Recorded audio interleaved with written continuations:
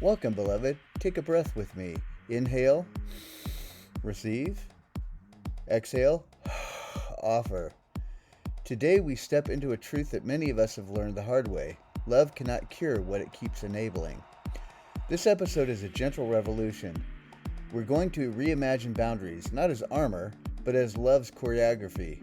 The way love moves to protect what is sacred, to honor what is true, and to keep our hearts open without leaking our life force.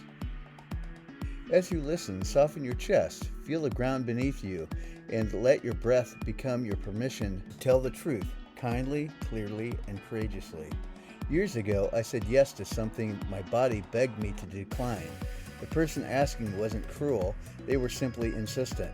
I wanted to be kind, to be helpful, to be love. So I gave a gentle yes and a smile that hid my no. That yes cost me sleep, clarity, and trust in myself. I grew resentful, not because they asked, but because I abandoned me. The wound wasn't their request, it was my self-betrayal. This experience taught me every boundary we fail to set becomes a promise our body must keep. It will keep it through tight shoulders, shallow breath, headaches, and emotional fog. My body finally asked me, is your love so generous that it refuses to include you? The question became a compass. Think of your energy field as a living ecosystem. In a healthy ecosystem, there are parameters, not prison fences, but intelligent membranes. They let in oxygen and nourishment. They keep out infection. Boundaries are love's immune system. Love says yes to what nourishes growth. Love says no to what erodes dignity. Love says not now when timing isn't aligned. Love says differently when the method needs to change. When we don't set boundaries, we turn love into people-pleasing, and people-pleasing is just fear wearing kindness as a costume. It looks soft, but it isn't honest, and only truth heals. Let's name 3 myths that keep us from curating boundaries. Myth 1. If I loved you, I wouldn't need boundaries. Truth. Because I love you and me, I will be clear. Clarity is kindness. Myth number 2. Boundaries push people away. Truth. Boundaries create a stable bridge. They tell others how to approach you safely. Myth number 3. Saying no is selfish. Truth. Saying no to misalignment is saying yes to integrity. Integrity is the soil where healing grows. Here's a simple, repeatable 4-step process you can use in life, leadership, and on stage. Step 1. Sensation. Ask, where is my body speaking? Scan jaw, throat, chest, gut, pelvis. Rate your pull into yes versus your push into no from 0 to 10. Sensation is the first language of truth. Step 2. Translation. Name what the body says in words. I want to help, and I need a different timeline. I'm honored you asked, and that's not aligned. I'm open to this if we do it with clear roles and limits. Step 3. Boundary line. Choose the boundary shapes. Yes, no, not now, or differently. Keep it short. Boundaries are most healing when succinct and steady. Step 4. Repair and relationship. Add the bridge that keeps connection possible, appreciation, an alternative, or a next check-in. I appreciate your thinking of me, not now, and I'm glad to revisit it in 30 days. Differently works for me. 90 minutes max. Work days only. Mantra. My boundary is the form my love takes to remain true. Let's engage in a guided practice called the Golden Parameter. Close your eyes if you can. Inhale 4, hold 2, and exhale 6. Now together.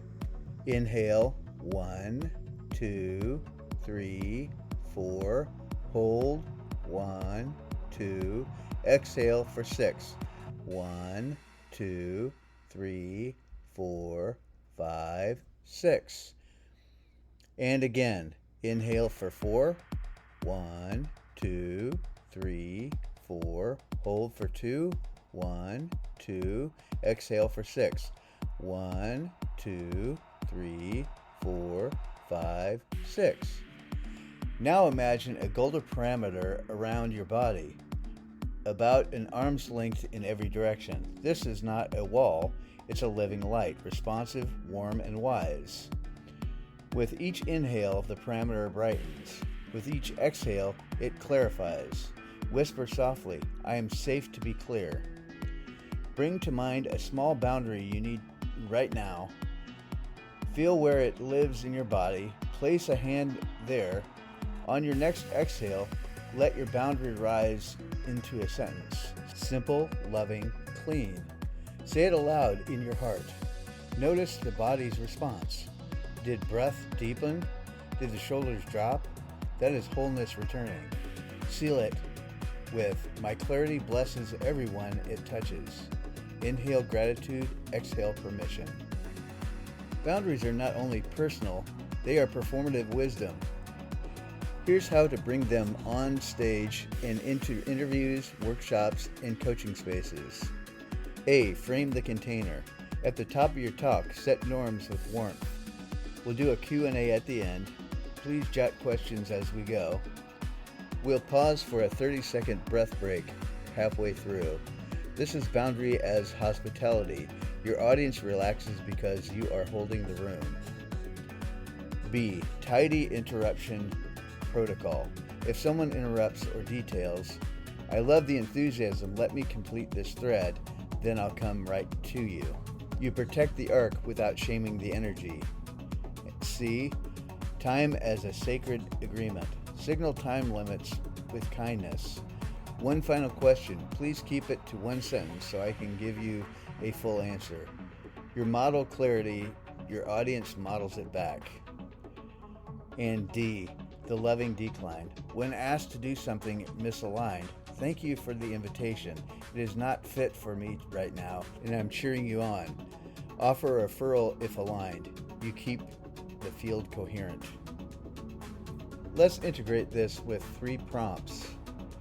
Where did I last trade truth for approval? What single boundary set lovingly would give my nervous system a vacation? And who becomes safer when I'm clear? Hint, everyone.